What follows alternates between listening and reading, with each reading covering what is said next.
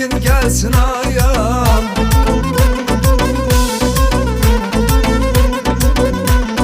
Dünən axşam mən gedirdim sarıya, kim oynamır çəkin gəlsin araya.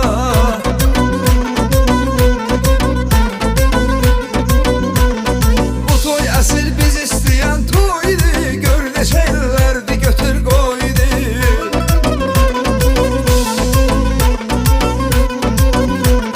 Bir bax bəyin qamətinə boyuna, dostlar ilə birgə girsin oyuna.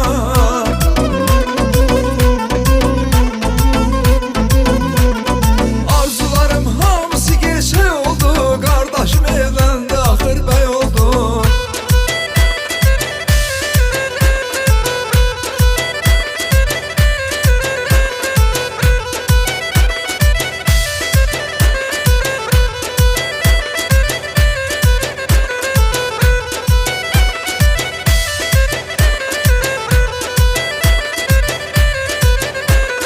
Dünən axşam mən gedirdim sarıya, kim oynamır çəkin gəlsin araya.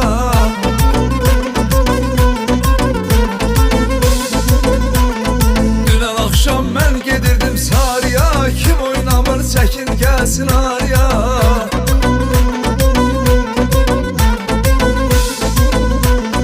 Bu toy əsl biz istəyən toydu, gör neçə illərdi götür qoydu.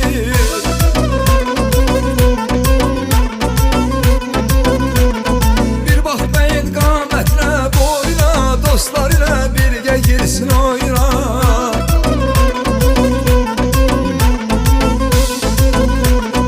Arzularım hamısı gerçək oldu, qardaşım evləndi, axır bəy oldu.